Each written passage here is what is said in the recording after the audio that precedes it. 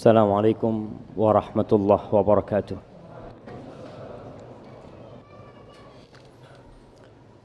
Alhamdulillah alladzi waffaqana li ta'atihi wa arsyadana ila sabili huda. Segala puji bagi Allah Jalla Jalaluh yang telah memberikan taufik kepada kita untuk taat dan patuh kepadanya. Kita bisa sholat, kita bisa meninggalkan sebagian kesibukan kita untuk datang ke rumah Allah Jallat Azamatuh, tempat yang paling dicintai Allah di muka bumi ini. Kita diberi petunjuk oleh Allah untuk meniti lorong-lorong menuju ke surganya, yang kalau bukan karena hidayah yang Allah berikan, gak mungkin kita bisa duduk di tempat ini. Allahumma salli wa sallim ala sayyidina Muhammadin wa ala alihi wa ashabihi ajma'in. Ya Allah, semoga salawatmu, salam, berkah dan nikmatmu senantiasa engkau curahkan untuk hamba kekasihmu, untuk baginda Nabi kita Muhammad sallallahu alaihi wasallam yang diutus sebagai rahmatan lil alamin, yang lewat jalan beliau kita mengenal Rabbul Alamin, yang tidak ada seorang pun yang mendengar tentang Nabi Muhammad sallallahu alaihi wasallam, baik itu orang Yahudi atau itu orang Nasrani, kemudian tidak beriman dengan Nabi SAW, melainkan dia akan menjadi penghuni neraka. Semoga Allah menguatkan kita untuk meniti jalan menuju surga dengan meneladani Rasulullah SAW. Dan semoga salat bersambung untuk keluarga beliau, untuk istri-istri beliau, untuk putra-putri beliau, dan untuk seluruh sahabat Nabi. Semoga Allah meridhai kita bersama mereka. Amma ba'd, jamaah rahimakumullah, kembali kita mengkaji tentang hadis-hadis qudsi. Kita sampai kepada hadis nomor 46. Bab sitrullah alal mu'min fid dunya wal akhirah. Bab tentang bagaimana Allah menutupi dosa-dosa orang yang beriman di dunia dan di akhir. Wallahi jamaah, sebagian orang kadangkala ujub dengan kebaikan dirinya, lupa kalau dia itu baik karena Allah nutupi dosanya. Makanya sebagian salaf ketika dia ditanya, gimana engkau kondisimu pada pagi hari ini, kata dia, aku tuh nggak tahu nikmat mana yang harus aku syukurin. Nikmat Allah menutupi dosa-dosaku,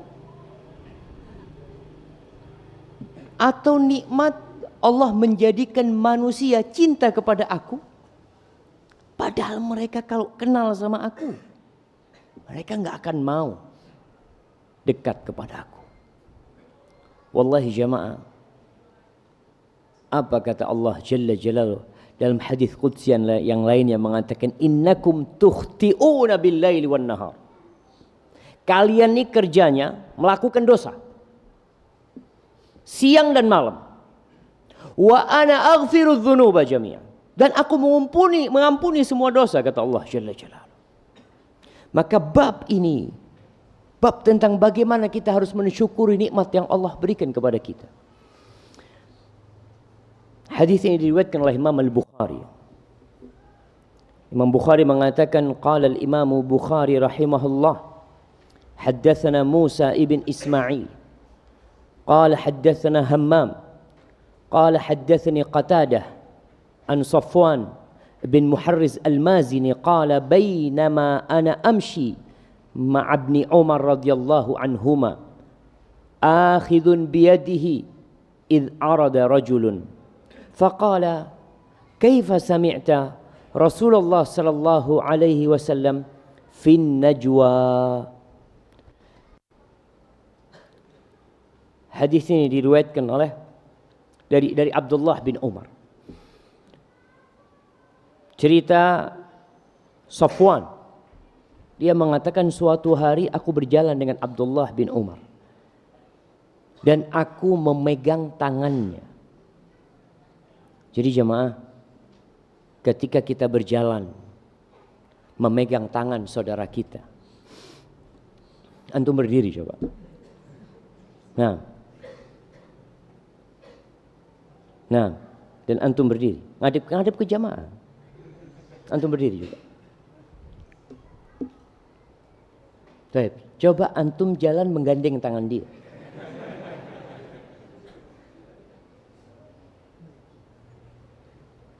Nah, seperti ini bisa dipegang tangannya.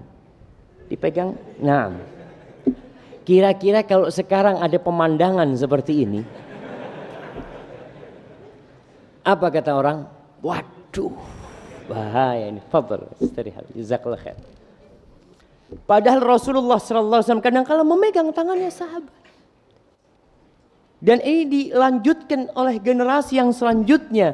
Tatkala fitrah mereka itu sehat, enggak ada tuduhan-tuduhan buruk.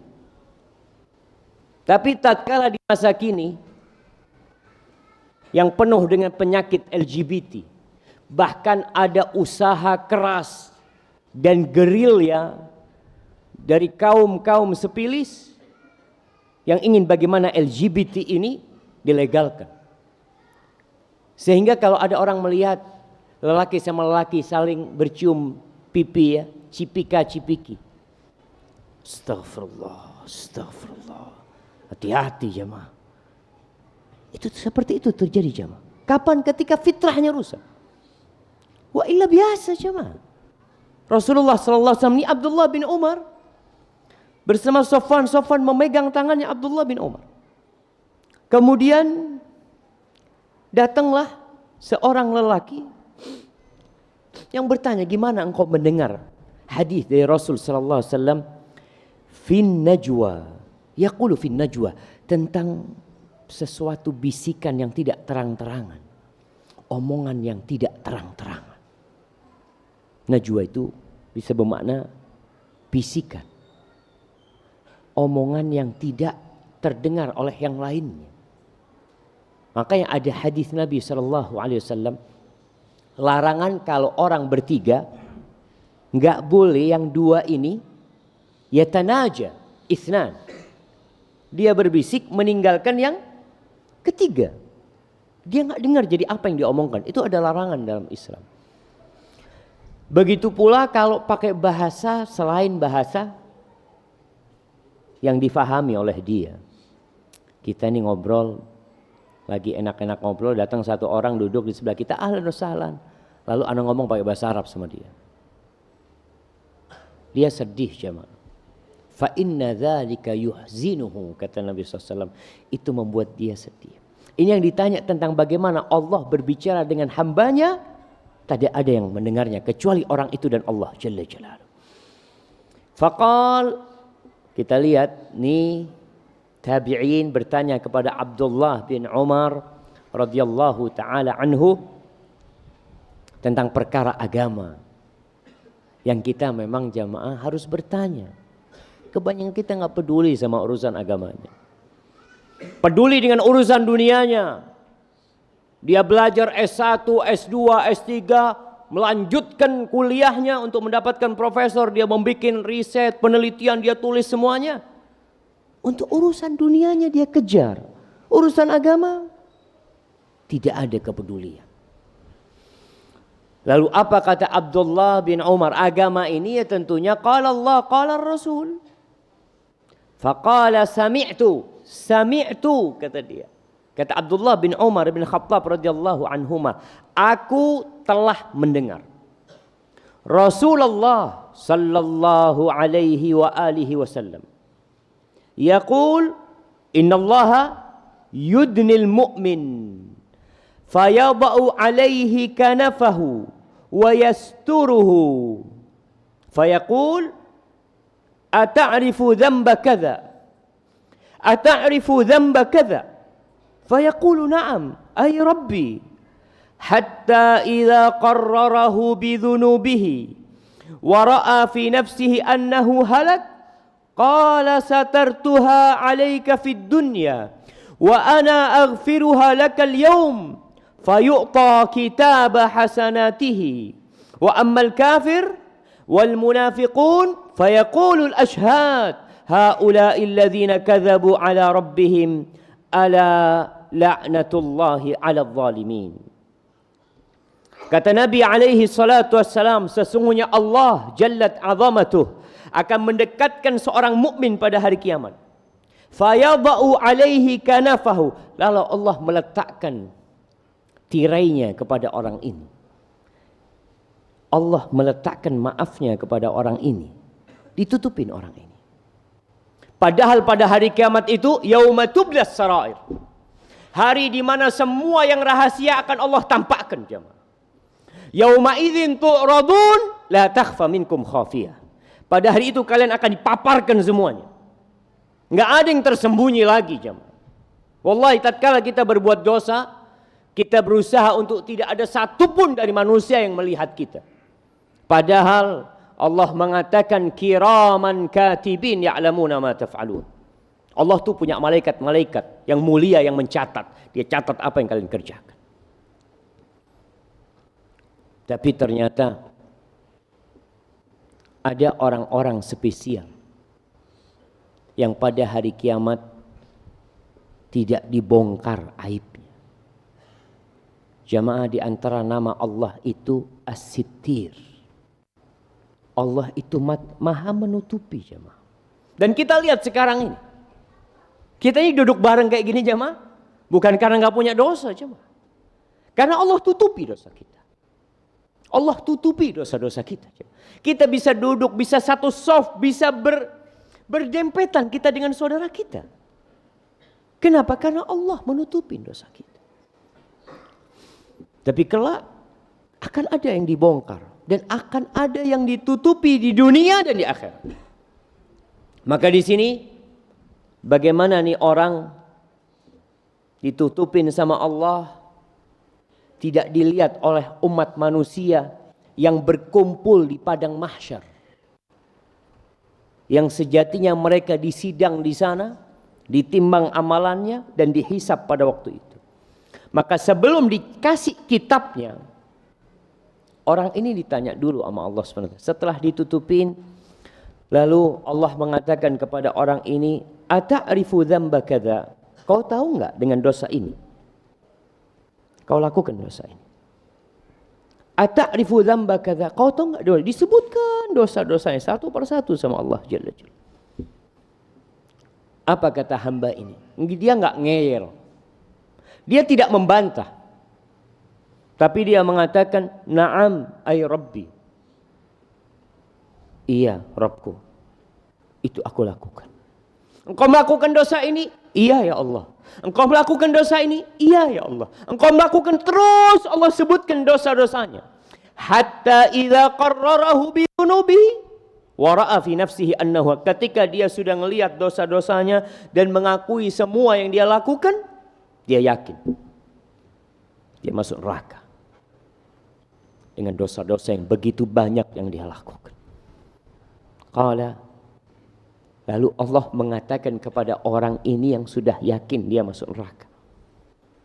Kata Allah, satartuha 'alaika fid dunya. Aku tutupi dosa-dosamu ini di dunia. Nggak ada yang tahu sama dosa itu. Wa ana aghfiruka lakal yawm. Hari ini aku maafkan dosa-dosa.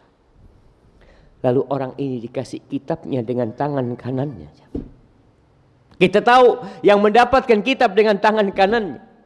Fa amma man utiya kitabahu biyaminihi. Yang mendapatkan kitab dengan tangan kanannya akan berkata, fayaqulu ha'umuqra'u kitabiyah. Kalian baca kitabku. Inni dhanantu anni mulaqin hisabiyah.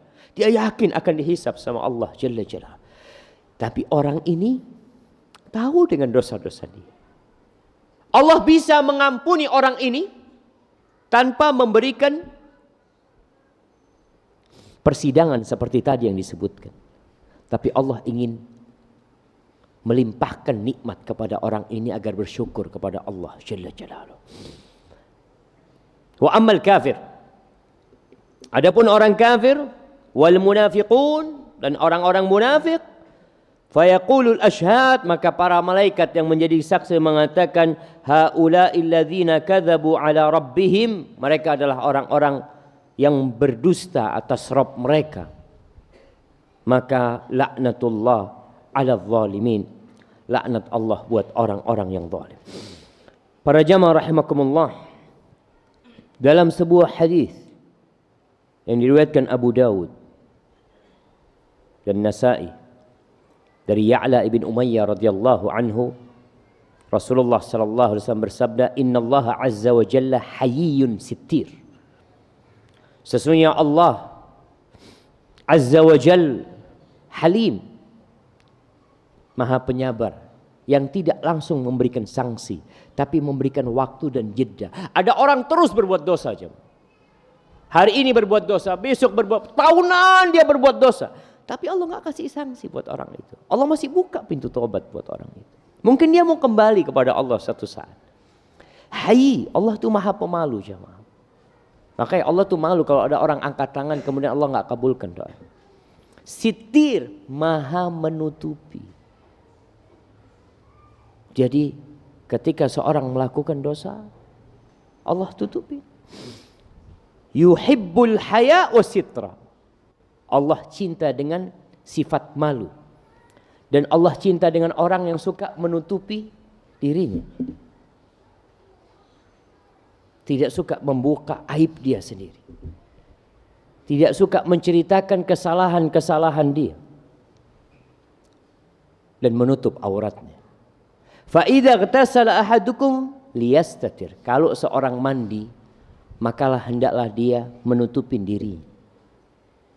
Ini perintah Nabi SAW. Sekarang kita melihat banyak orang mandi di sungai, tidak menutup diri, sehingga dilihat oleh orang. Padahal Rasulullah SAW memerintahkan kita agar kita menutupi diri kita. Baik, ada pertanyaan yang mengatakan, kiranya bagaimana supaya kita ditutupin dosa-dosa kita sama Allah SWT? Nggak dibongkar di dunia, nggak dibongkar di akhirat nanti.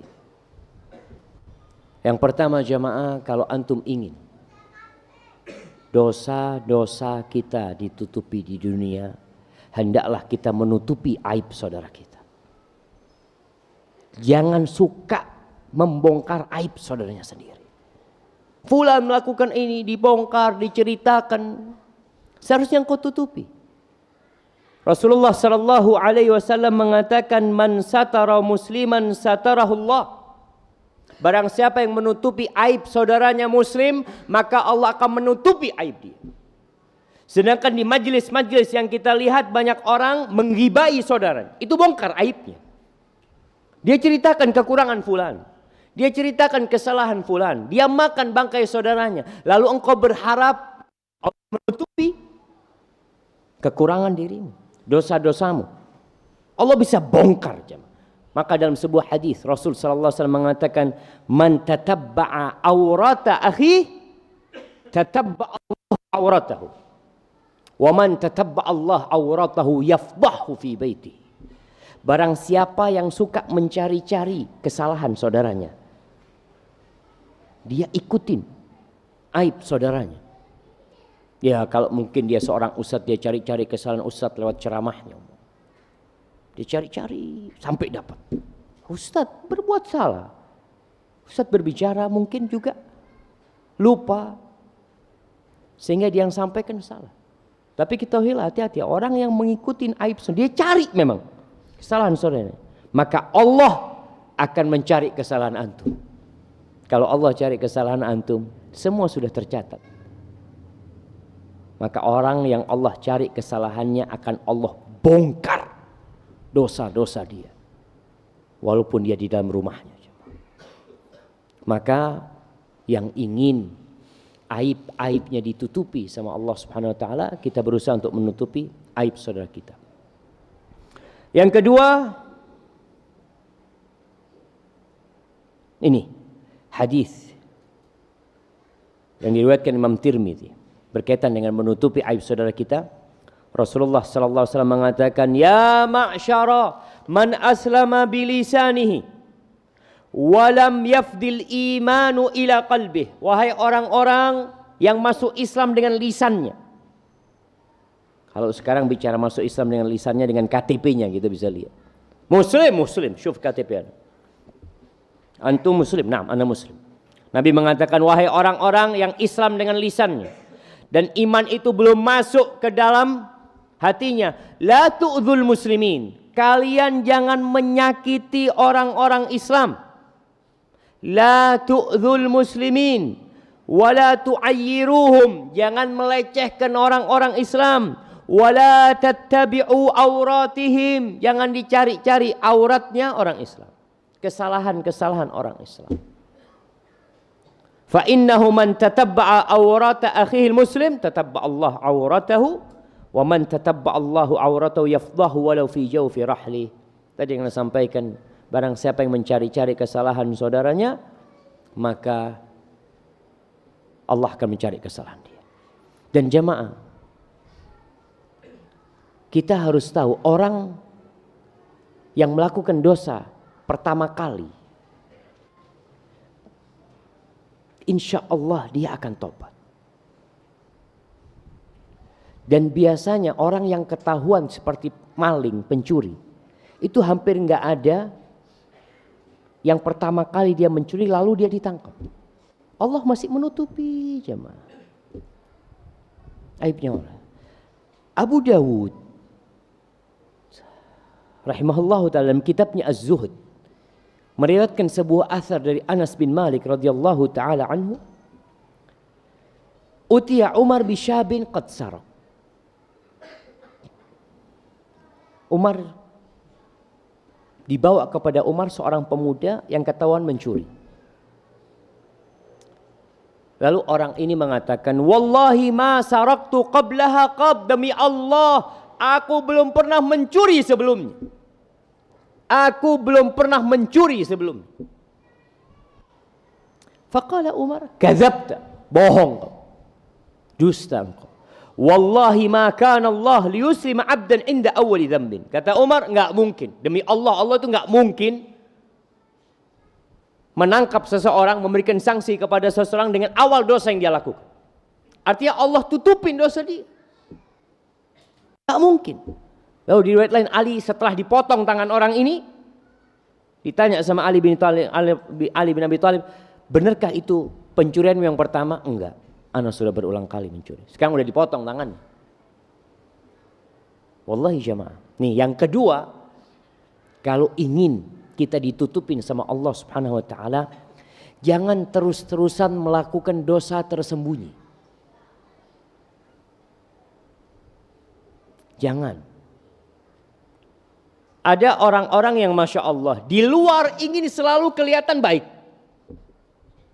Masya Allah, tampak orang soleh, senyumnya melelehkan hati. Penampilannya menandakan orang yang beriman. Tapi kalau dia sedang sendirian, sedang gak ada yang melihat dia melakukan dosa tanpa peduli sama Allah Jalla Jalaluh. Ingat, dalam sebuah hadis yang Rasul sallallahu alaihi wasallam menceritakan, Akan datang la ya'tiyanna aqwamun yaumal qiyamah bihasanatin amsala jibala tuhama bidon. Akan datang nanti pada hari orang yang bawa pahala yang putih bersih. Subhanallah, pahalanya banyak seperti jajaran gunung Tihamah yang ada di Jazirah Arab, jemaah.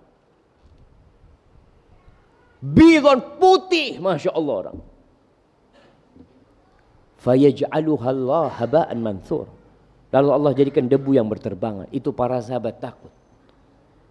Mereka mengatakan, ya Rasulullah, sifhum lana, jallihim lana ya Rasulullah. Tolong sifatin mereka. Siapa sih mereka? Tunjukkan kepada kami supaya kami enggak jadi seperti mereka. Amma haula, mereka itu seperti kalian. Salat malam seperti kalian salat malam. Bukan orang biasa-biasa. Masya Allah. Tapi idza khalau bimaharimillah intahakuha. Kalau mereka sedang sendirian dengan yang Allah haramkan, mereka langgar itu, jemaah. Maka yang itu masih ingat bagaimana Imam Ahmad bin Hanbal ketika mendengarkan bait syair yang ada yang tanya gimana hukumnya menasyidkan nasyid-nasyid, kata dia. Tanya seperti apa nasyid itu. Lalu Imam Ahmad dikasih contoh sama orang ini.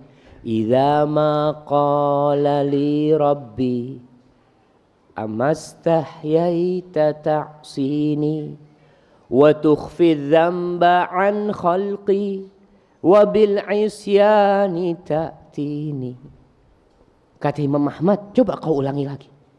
Diulangi. Idza ma qala li rabbi amastahyaita ta'sini wa tukhfi dzamba an khalqi wa bil isyani ta'tini.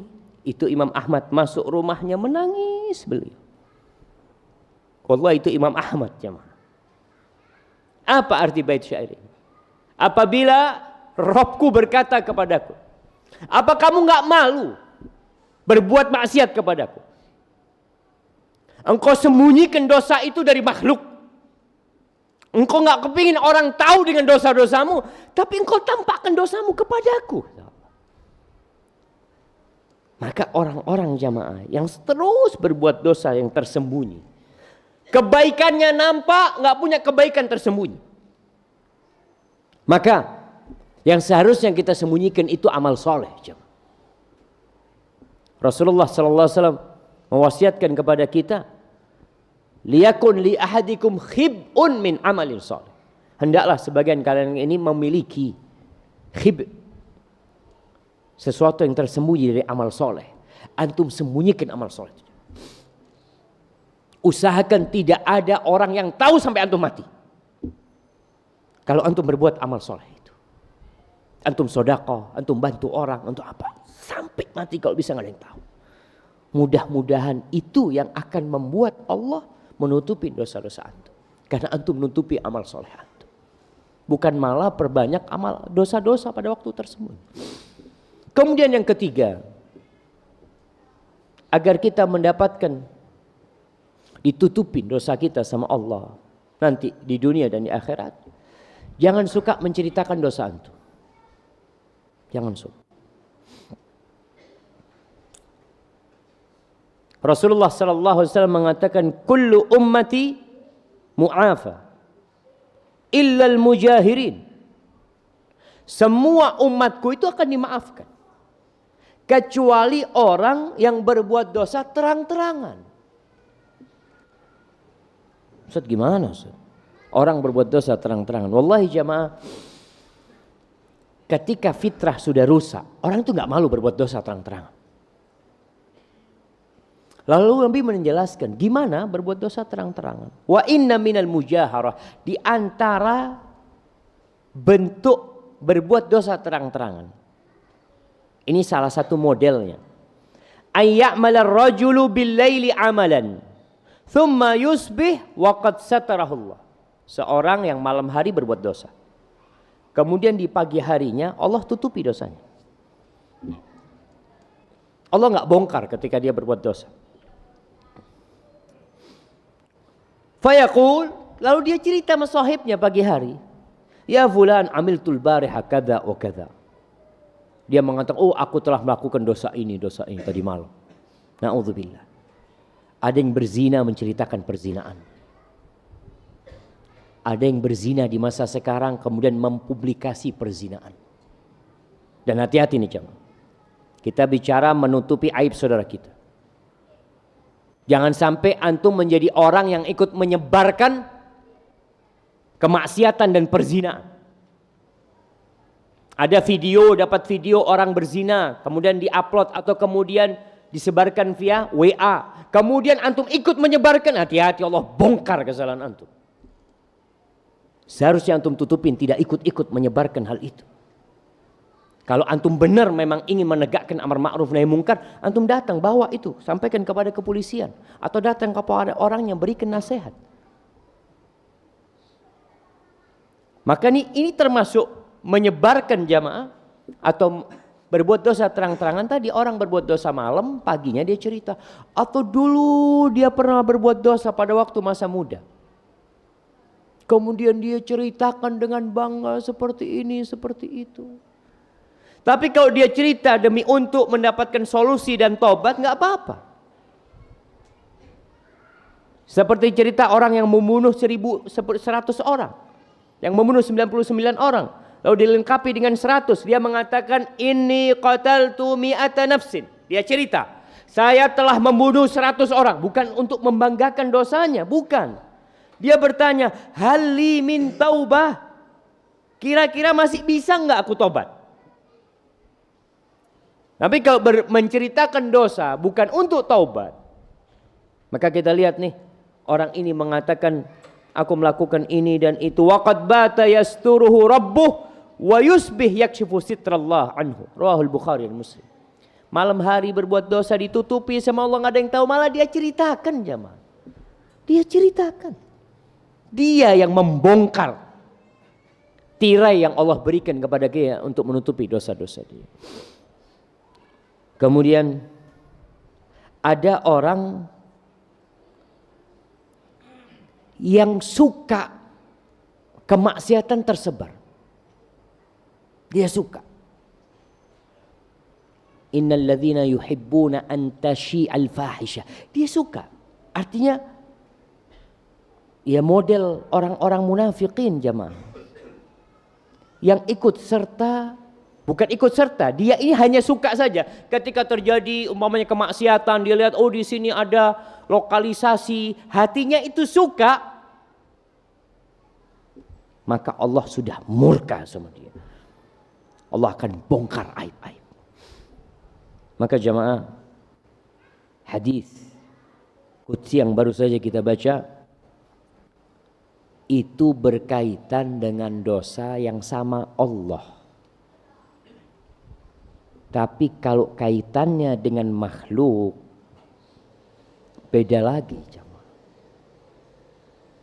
Allah nggak bisa mengampuni, bukan nggak bisa, Allah memang tidak mau mengampuni orang ini sampai dia minta maaf sama orang yang disakiti. Ingat, orang yang muflis, orang yang bangkrut. Jadi kalau antum punya dosa sama Allah, itu memutihkannya mudah. Tapi punya dosa sama orang, mereka akan datang pada hari kiamat nuntut antum nantinya. Sehingga Rasulullah sallallahu alaihi wasallam dalam hadis yang diriwayatkan Imam Muslim mengatakan, atadruna mal muflis? Kalian tahu enggak orang yang muflis, orang yang bangkrut? Apa kata para sahabat? Al muflisu fina man la dirhama lahu wala mata'. Orang yang bangkrut, orang yang pailit di tempat kita ini ya Rasul alaihi wassalatu wassalam, itu orang yang enggak punya aset dan nggak punya cash. Aset nggak punya, duit nggak punya. Itu orang bangkrut. Itu di dunia. Faqal innal muflisa min ummati. Adapun orang yang pailit dari kalangan umatku. Ya'ti yaumal qiyamah bi salatin. Dia datang pada hari kiamat bawa pahala salat. Dia bawa pahala bisyamin wa zakatin, bawa pahala salat, puasa, zakat, wa ya'ti. Tapi dalam kondisi dia datang, banyak amal solehnya, Masya Allah. Orang baik.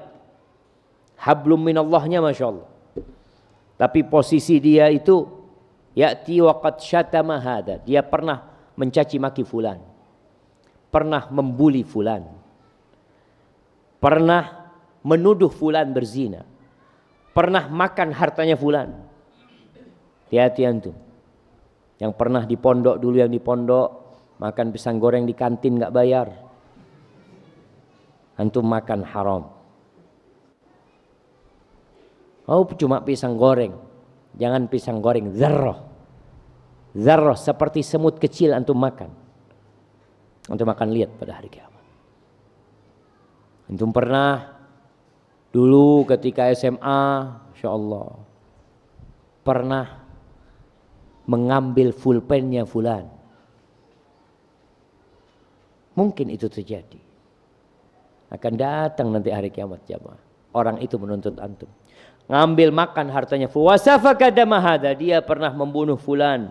Wa daraba hadza, pernah memukul fulan yang jagoan mungkin.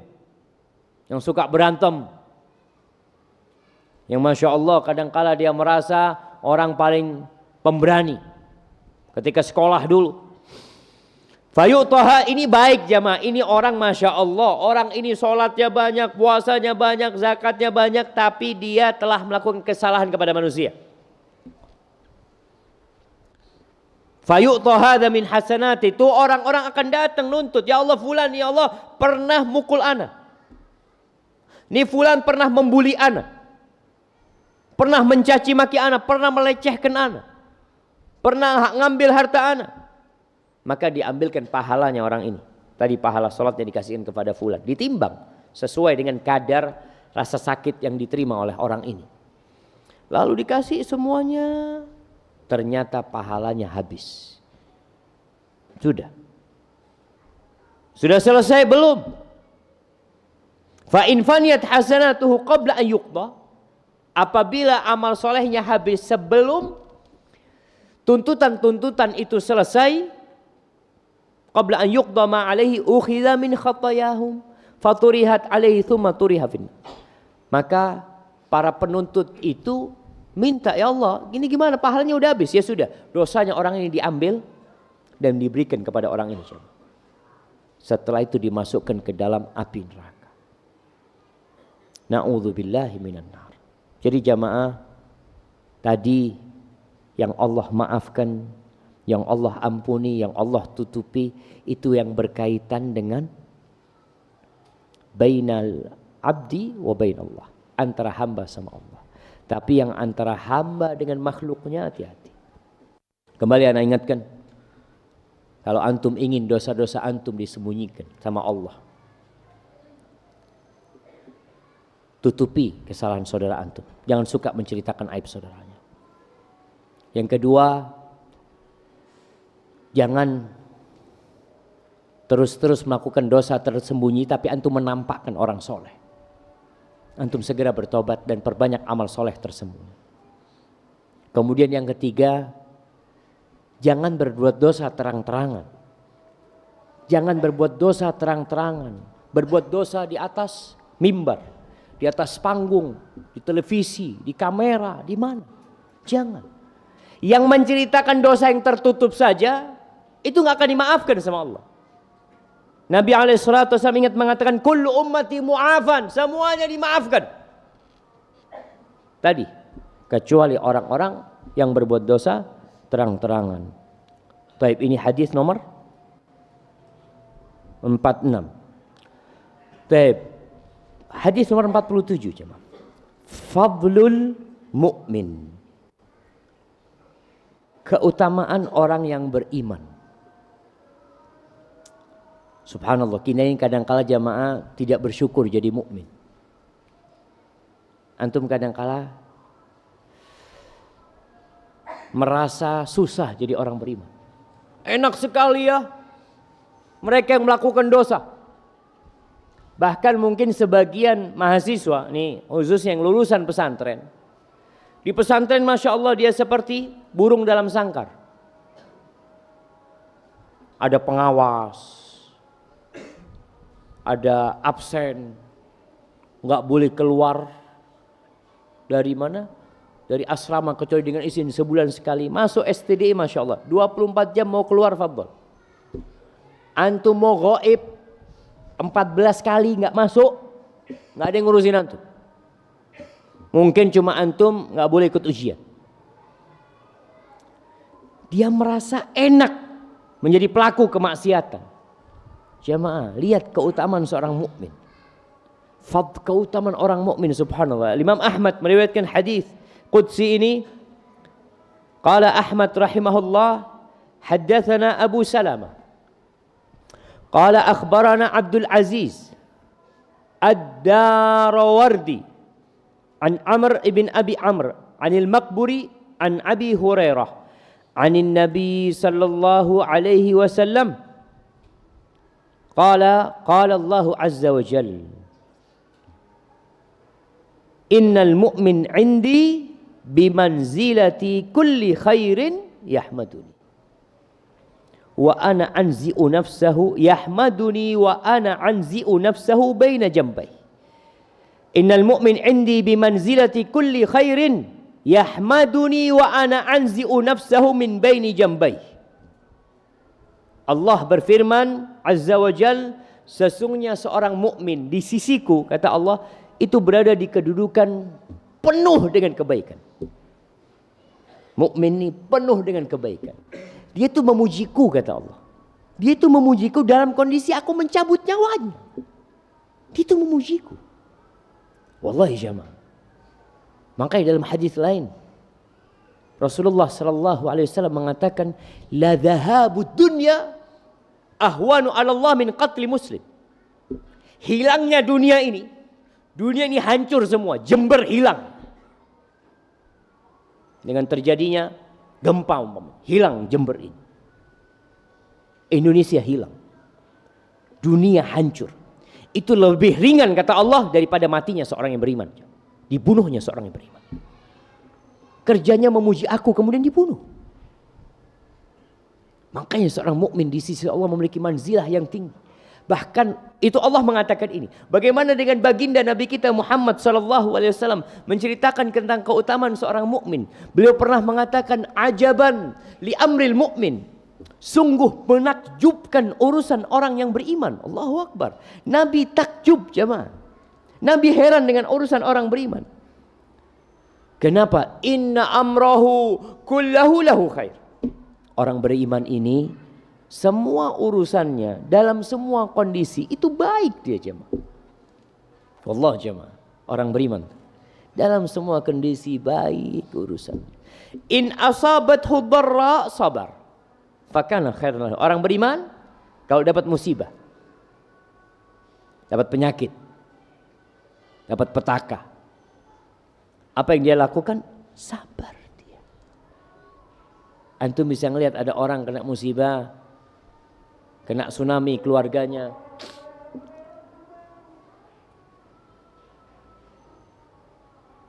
Belum azan? Hah? Belum?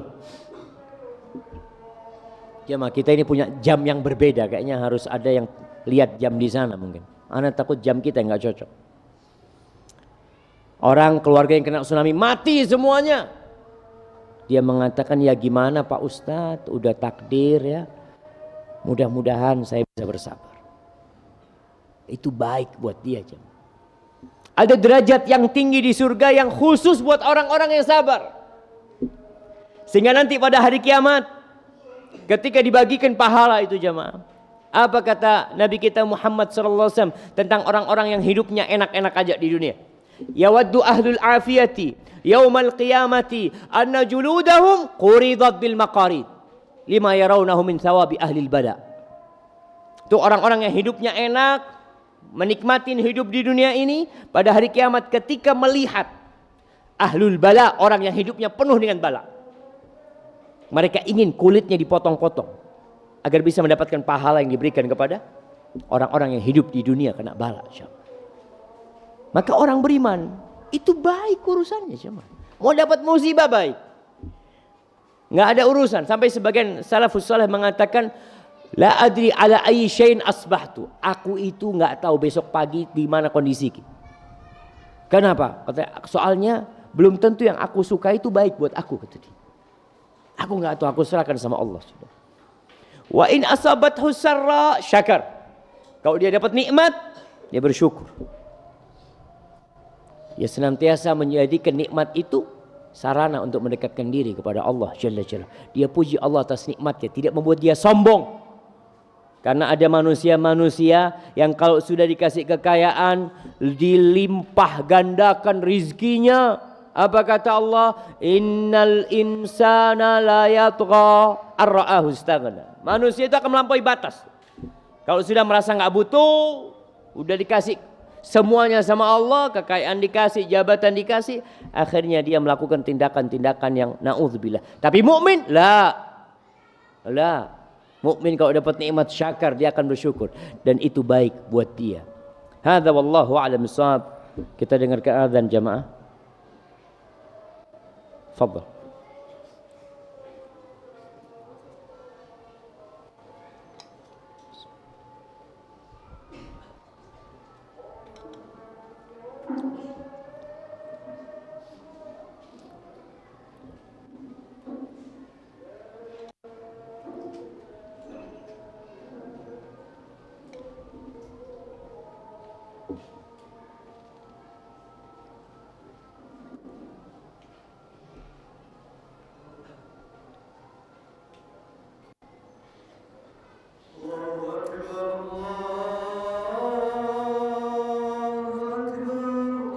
Allahu akbar, Allahu akbar.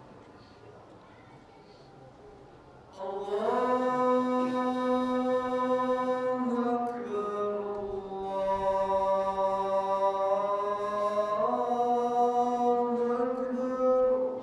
akbar.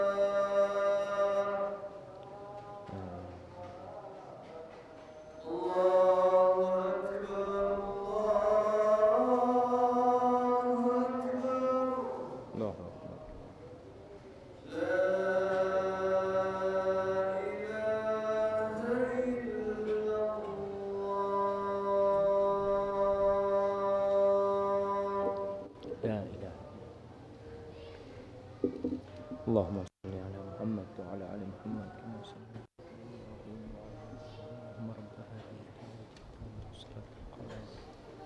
Ati Muhammad wa sallallahu alaihi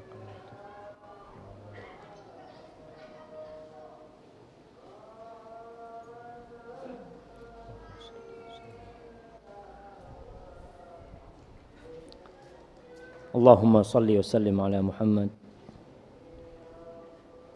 Bismillah. Ini ada pertanyaan jemaah.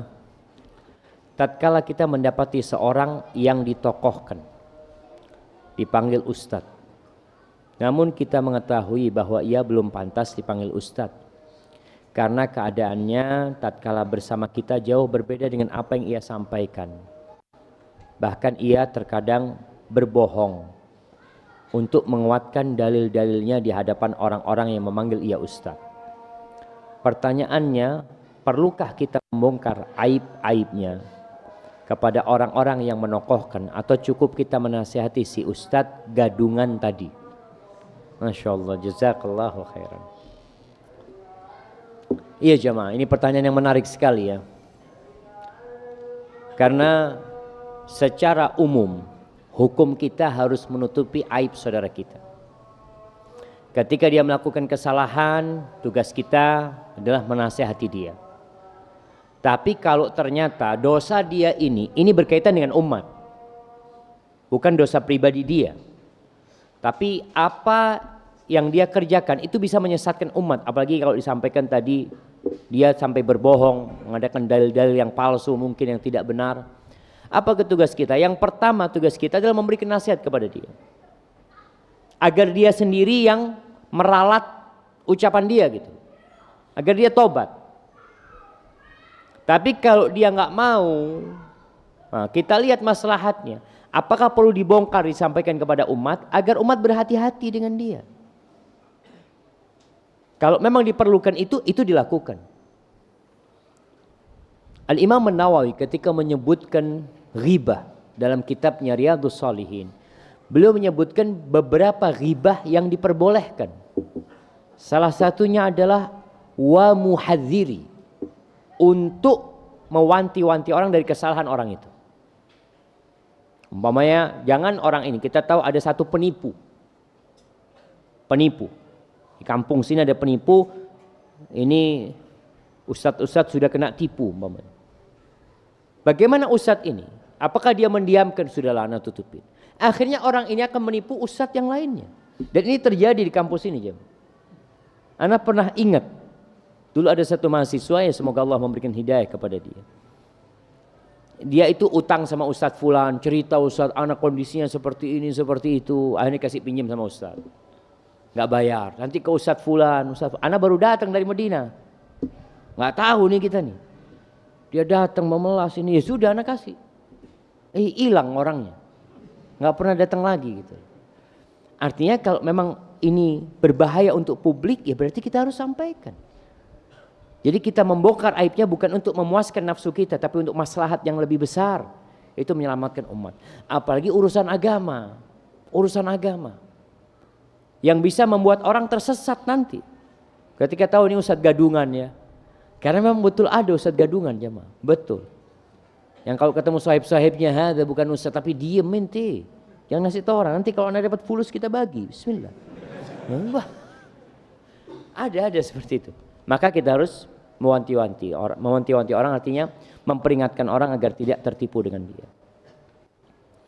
Assalamualaikum Ustaz. Waalaikumsalam. Bagaimana caranya bilang kepada calon mertua, saya ingin menikahi anaknya, tetapi saya belum punya kerja dan saya masih ingin kuliah juga. Ya nggak usah nikah tuh.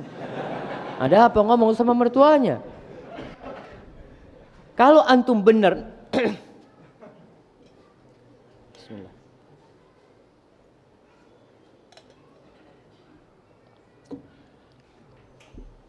Alhamdulillah, jamaah hati-hati dengan penyakit isyik. Isyik itu apa bahasa Indonesianya? Mabuk cinta. Sehingga lupa jamaah. Ana takut kalau antum ya tadi nggak punya kemampuan. Rasulullah SAW mengatakan ya ma'syaras syabab man istata'a minkumul ba'a falyatazawwaj. Yang mampu kawin, yang mampu. Yang enggak mampu puasa. Tapi kalau antum anak kerja enggak ada, Ustaz, fulus enggak punya, mau kuliah tapi anak cinta sama dia, Ustaz. Anak takut nanti terjadi seperti Majnun Laila. Antum tahu ceritanya Majnun Laila jemaah? Majnun Laila sampai dia mengeluarkan bait syair ketika mengatakan uqabbilu dzal jidara wa dzal jidara wa ma hubbul jidari syaghafna qalbi walakin hubbu man sakana ad-diyar. Kata dia. Majnun ini katakan Majnun, gila kamu itu kata dia. Dia itu mencium tembok-tembok jemaah. Ada tempat perkampungannya Laila, tapi Laila sudah pindah. Diciumi tembok-tembok rumahnya jemaah. Kata orang, wallah Majnun. Apa kata Majnun? Aku cium tembok yang ini sama tembok yang itu. Bukan karena aku cinta sama tembok, tapi aku cinta dengan yang pernah tinggal di tembok-tembok ini. Allahu Akbar. Hada Majnun jemaah. Itu orang gila. Maka ketika antum tidak mampu, maka antum jaga diri.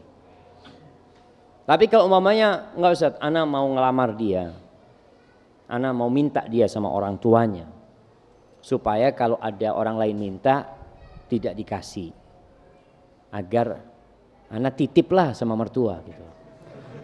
Titip tolong ini punya ana ya, nanti ana seperti itu.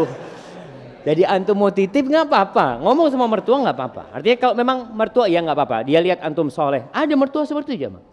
Ketika ngelihat antum orang yang soleh, kata mertua, sampai kapanpun aku akan nunggu kamu. Allahu Akbar. Mertuanya sampai kayak gitu jemaah. Tapi kalau antum ya soleh enggak, ganteng enggak, fulus enggak punya gitu ya, gimana antum mau titip jemaah? Hadza wallahu a'lam bissawab. Assalamualaikum warahmatullahi wabarakatuh. Ustadz, bagaimana menanggapi orang tua yang tidak mengizinkan jika saya menggunakan jilbab yang sesuai syar'i? Saya sudah menjelaskan secara baik-baik, berdoa, bertawakal kepada Allah, namun sering berpikir dalam perasaan yang tidak mengokohkan hati. Namun sering terfikir dalam perasaan yang tidak mengokohkan hati. Lantas apa yang harus saya lakukan Ustaz? Jazakallah khairan. Wallahi jamaah, berkaitan dengan jilbab ya, ini termasuk tadi ada orang yang disuruh menutupin. Allah sitir, Allah tuh maha menutupin, tapi engkau yang bongkar auratmu, ditunjukkan auratnya di depan orang. Apakah orang seperti ini pantas mendapatkan maaf dari Allah, tirai dari Allah untuk menutupi dosa-dosa dia, sedangkan dia memang membuka auratnya untuk dilihat oleh orang banyak? Ini termasuk berbuat dosa terang-terangan jemaah, yang dia tunjukkan kepada, dan merasa nggak dosa yang paling berat jemaah, merasa tidak berdosa, bahkan melihat kalau orang pakai jilbab, dalam perasaan dia merasa lebih baik dari wanita berjilbab. Ini lebih parah lagi jemaah. Terus bagaimana sekarang ketika anak tidak mendapatkan dukungan dari orang tuanya? Yang pertama, sabar menghadapi orang tua. Yang kedua, berusaha untuk berkhidmat kepada orang tua. Terus terang orang tua ini kadang-kala takut. Anaknya kalau pakai jilbab takut. Takut ikut aliran apa. Betul, itu cinta orang tua cuma.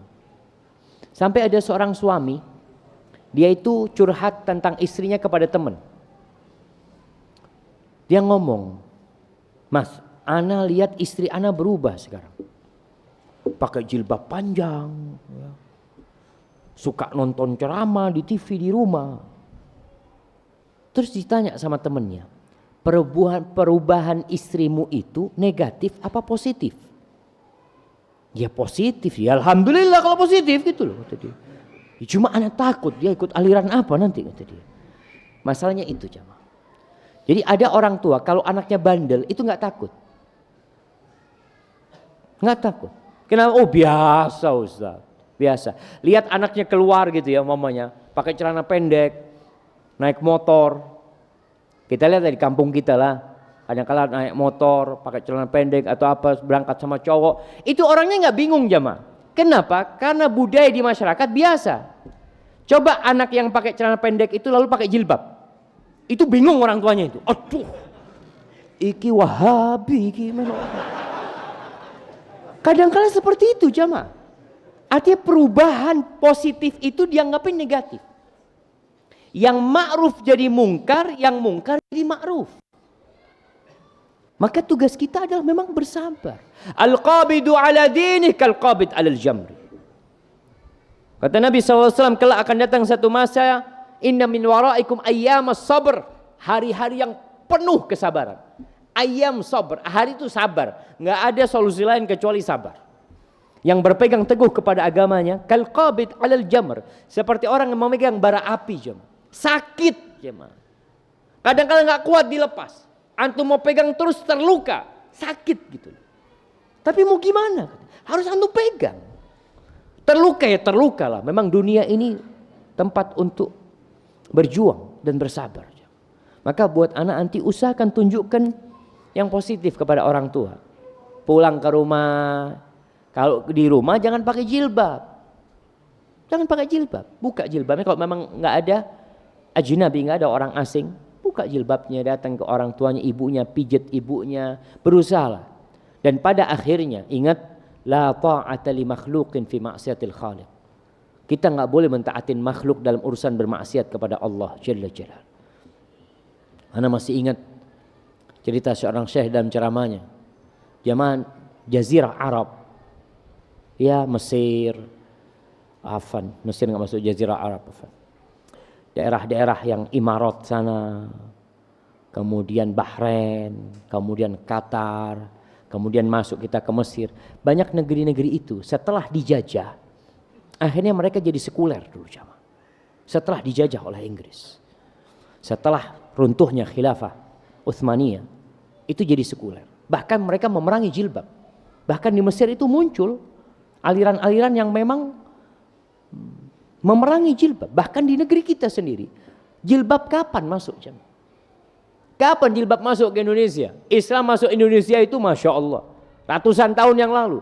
Jilbab tuh baru menunjukkan eksistensinya tahun 89 90. Sampai ada orang yang bikin buku judulnya Revolusi Jilbab.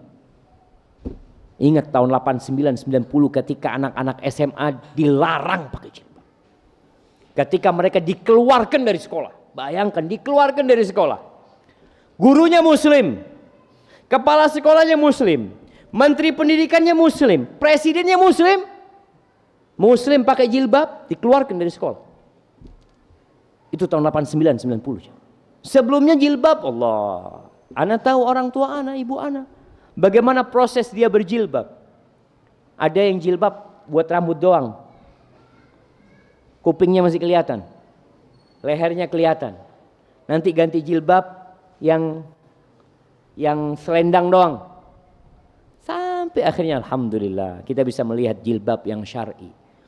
Jadi kalau antum baca buku judulnya A'mal Muktamar Colorado, hasil konferensi sidang konferensi Colorado tahun 78. Disebutkan dalam kitab bahwasanya ada laporan dari itu konferensi ada 150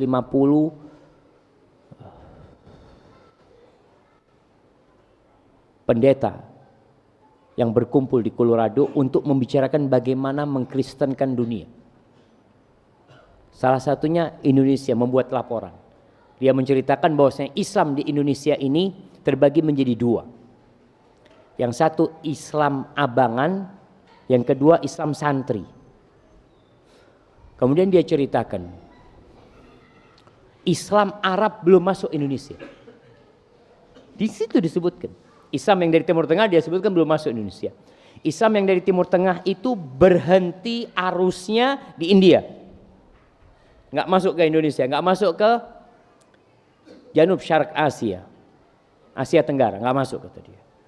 Dia sebutkan apa indikatornya? Indikatornya belum adanya jilbab di Indonesia. Dia sebutkan itu. Belum adanya jilbab di Indonesia tahun 78. Tapi sekarang mulai kelihatan tanda-tanda Islam yang dari Timur Tengah itu mau masuk ke Indonesia. Arusnya sudah kelihatan. Dan sekarang karena Arab pada waktu itu sudah mulai binyaknya, namun kata dia, nanti Islam Indonesia ini akan menjadi Islam Indonesia. Kalau bahasa sekarang ini Islam Nusantara aja. Dia sebut akan menjadi Islam Indonesia seperti dulu ketika minyak di Arab kering. Karena dia pikir Islam yang ada di Indonesia ini dipengaruhi oleh Islam Arab gitu loh. Dengan kekuatan, dengan fulusnya, dengan hartanya. Dan disebutkan di sana salah satu yang menjadi motor geraknya Islam dari Timur Tengah itu siapa jemaah? Disebutkan dalam buku itu M. Nasir. Disebutkan Muhammad Nasir, pendiri Dewan Dakwah Islam Indonesia.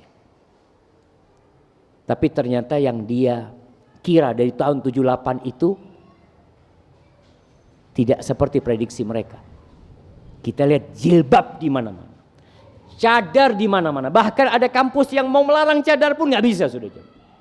Nggak bisa sudah. Ini agama jamaah. Orang tuh beragama.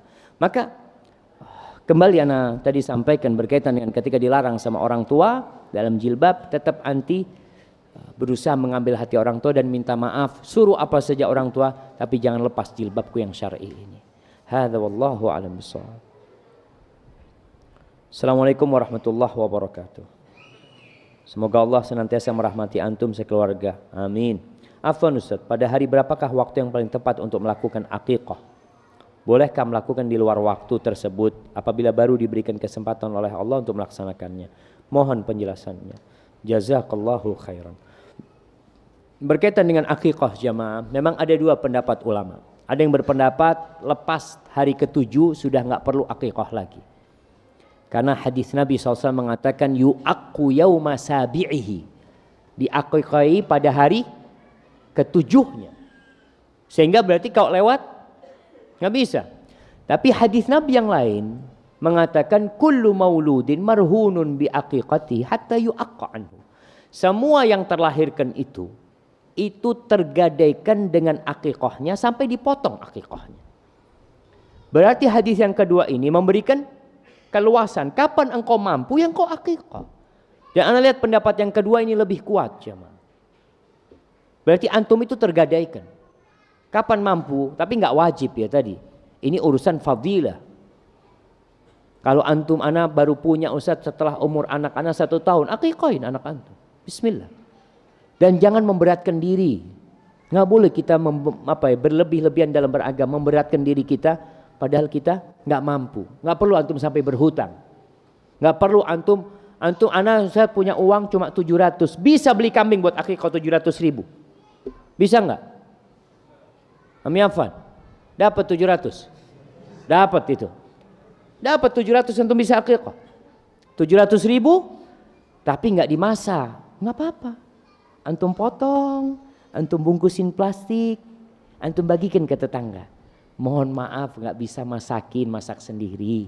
Ini akikah buat anak-anak, sampaikan jamaah. Jangan membebani diri antum. Ada orang bersaudara sekandung, di masa hidupnya saling tidak bertegur sapa.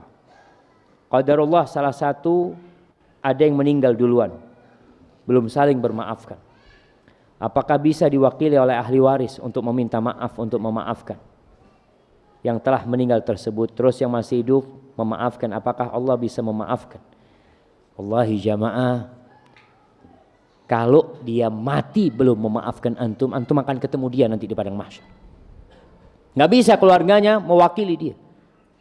Urusannya itu punya salah sama dia. Kalau urusan uang, naam jatuh ke ahli waris. Makanya di kuburan kadang-kala kita dengar, tolong kalau abah punya salah, tolong dimaafkan. Tapi nggak bisa dia mewakili bapaknya. Dan kalau ada yang punya salah, saya mewakili bapak saya memaafkan. Nggak bisa. Nggak bisa jemaah. Hati-hati makanya.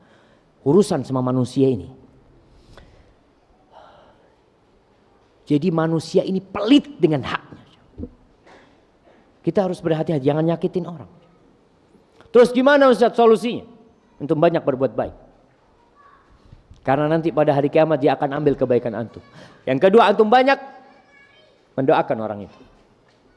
Doakan orang itu semoga diampuni sama Allah Subhanahu wa taala.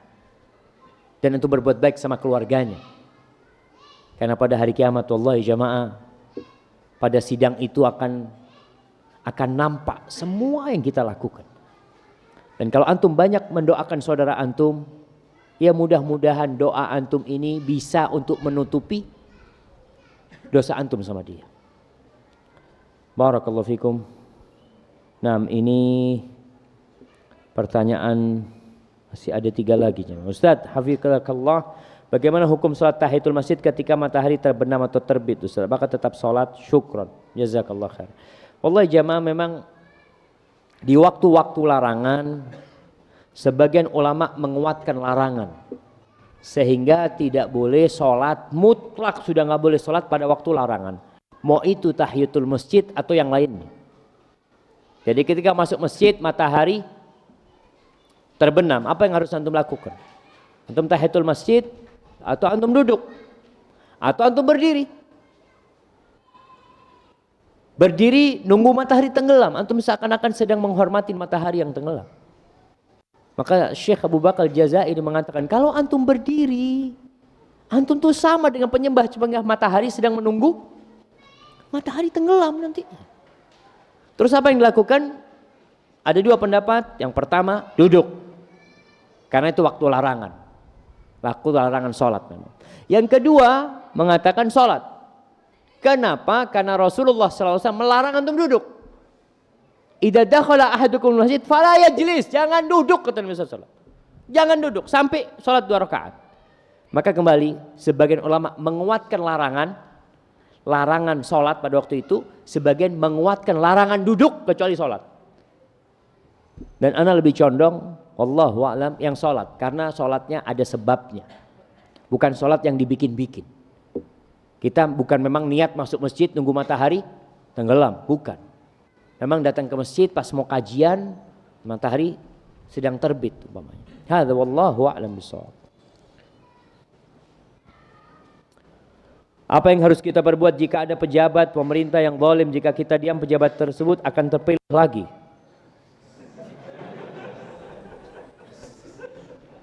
Kalau jamaah, pejabat yang zalim itu pantas untuk rakyat yang zalim.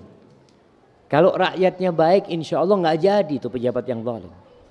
Kenapa di negeri kita ini banyak pejabat yang zalim? Karena kebanyakan rakyatnya zalim.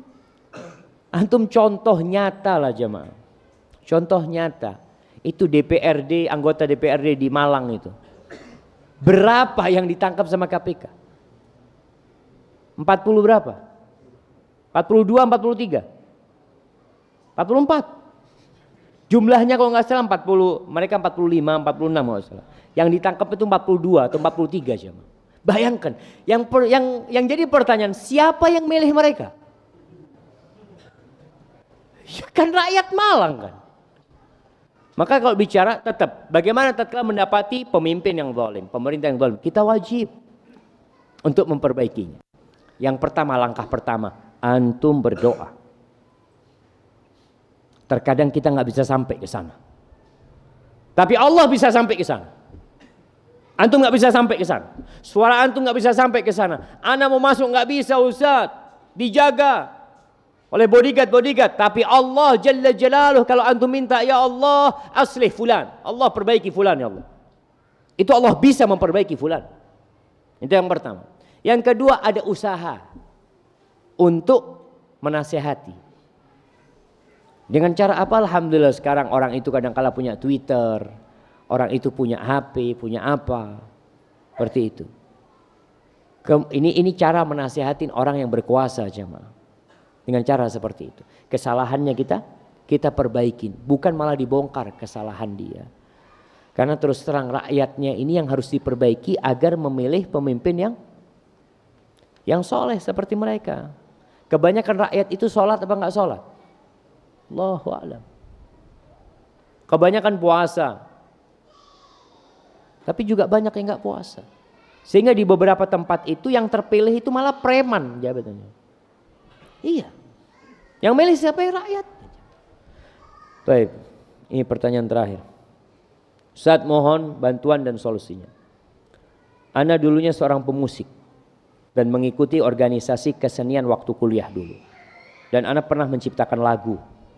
Yang ingin ana tanyakan Ustaz, jika memang musik itu haram, bagaimana ana harus lakukan pada lagu yang ana ciptakan? Karena lagu tersebut sudah direkam dan sudah tersebar di kalangan teman-teman kampus. Dan tidak sedikit pula yang sudah mendengarkan. Apakah lagu ini harus ana hibahkan ke organisasi kesenian tersebut atau harus ana tarik? Jazakallahu khairan Ustaz. Subhanallah. Antum hibahkan. Ini dipakai untuk ketaatan ya, tolong jangan dibuat kemaksiatan. Subhanallah jamaah. Wallahi innahu minal lahwil hadis. Musik ini termasuk yang melalaikan. Ada orang yang dengan musiknya membuat orang lupa dari Allah Jalla Jalaluh. Membuat mereka enggak sholat musik itu jamaah. Lagu-lagunya membuat orang-orang terlena. Dan antum bisa bedakan kajian dan konser musik. Berapa yang datang kajian dan datang konser musik? Apakah yang datang konser musik datang ke kajian? Kayaknya jarang. Yang mau tobat Ustaz datang kajian. Ya. Dari konser musik ada kajian STD mampir dia. Allah, ana mau tobat sudah. Karena ana melihat sendiri jamaah. Melihat sendiri bagaimana orang-orang yang hadir di konser-konser musik tersebut jamaah. Kemana sholat maghrib mereka? Kemana sholat isya mereka? Kemana zikrullah? Kemana zikir pagi dan petang? Yang ada teriak-teriak mereka tenggelam dalam lagu-lagu tersebut. Dan subhanallah Rasulullah sallallahu alaihi wasallam sudah mengatakan, sayati 'ala nasi zamanun aw la ya'tiyanna aqwamun yastahilluna al-hira wal harira wal khamra wal ma'azif. Akan datang satu masa di mana orang menghalalkan zina, dilegalkan perzinaan. Dan sekarang jamaah kita harus berusaha merubah istilah-istilah yang membuat orang berzina. Istilah kencan. Oh, kencan biayanya sekian. Antum ketika bicara kencan biayanya sekian, mahal juga ya. Tapi ketika berzina, antum akan takut. Tapi bahasa itu nggak dipakai. Oh, ini sudah melakukan hubungan badan, na'udzubillah. Katakan sudah berzina. Istilah itu dirubah. Dan sekarang ada yang melegalkan perzinaan. Melegalkan khomer. Dihalalkan. Wal ma'azifa. Dan alat-alat musik. Itu kata Nabi SAW 1400 tahun yang lalu.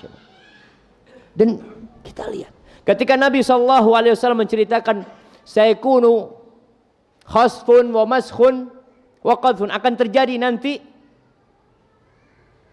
ditelannya sebuah negeri ke dalam tanah, dibelah tanah masuk ke dalam tanah, akan terjadi longsor, akan terjadi hujan batu, mungkin nanti hujan meteor, akan dirubahnya wajah orang. Ditanya, kapan ya Rasulullah? Mata ya Rasulullah? Qal idza zaharatil qainat. Kalau biduan-biduan wanita sudah muncul, di mana-mana bergoyang mereka, dan alat-alat musik nampak, dan khomer diminum. Sudah. Antum temannya alat musik ini apa? Perempuan, khomer, yang jelas lupa dari Allah Jalla Jalla. Maka kalau anda lihat antum, pertama antum harus bertobat.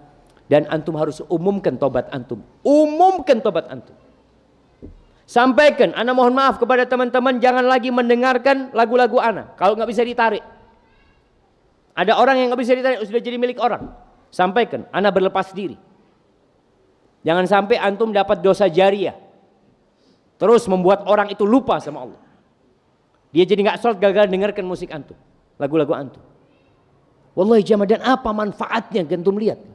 Apakah musik dan lagu-lagu itu membuat negeri kita maju? Tidak ada jamaah. Membuat lalai dan lupa. Antum tahu yang namanya hadza rajul kafir. Siapa yang punya Microsoft? Bill Gates. Ana baca. Bill Gates ini orang kafir mengatakan, saya pernah puasa 5 tahun tidak mendengarkan musik. Agar bisa kerja benar. Dia punya garapan itu, kalau nggak bisa dengan musik, yang ada lalai. 5 tahun dia puasa. Demi hasil kerjanya itu bagus ya. Kalau orang kafir memberikan saksi, nggak perlu kita kesaksian orang kafir ya. Rasulullah SAW sudah menjelaskan bagaimana musik ini membuat lalai orang. Allah menjelaskan hal itu. Wa minan nasi man yashtari lahwal hadits liyudilla an sabilillah. Dia beli itu lahwal hadits. Apa kata Ibnu Mas'ud? Wallahil ghina, wallahil ghina, wallahil ghina. Dia sumpah 3 kali. Itu lagu-lagu itu. Itu lagu-lagu maksudnya. Itu lagu-lagu. Agar orang tersesat dengan lagu-lagu tersebut. Maka tugas antum adalah mencabut semuanya, bukan menghibahkan. Kalau hak ceramah dihibahkan nggak apa-apa. Ini ceramah ana hibahkan siapa yang memperbanyak fadhol. Tapi kalau lagu ana hibahkan fadhol sudah, ana kepingin amal jariah, mudah-mudahan ana mati terus pahalanya dapat. Antum membuat orang lalai, terus antum berbicara dapat pahala. Wallahu a'lam bishawab jamaah. Kita perlu hati-hati untuk masalah musik dan lagu ini. Ya kalau kita lihat bagaimana imam yang 4 berpendapat urusan musik selesai sebenarnya jamaah. Tapi kita masih mencari, oh tapi kan ada ustadz yang membolehkan. Agama ini mudah, jangan dipersulit. Ana cari ustadz-ustadz yang gampang aja, bismillah. A'udzubillah jamaah. Ingat, jangan sampai kita mengikuti nafsu kita, karena jalan menuju neraka itu isinya semua yang enak-enak yang sesuai dengan nafsu kita. Hadza wallahu a'lam bishawab. Itu yang bisa Anda sampaikan, kurang lebihnya Anda mohon maaf. Subhanakallahumma bihamdika asyhadu an la ilaha illa anta astaghfiruka wa atubu ilaik. Assalamualaikum warahmatullahi wabarakatuh.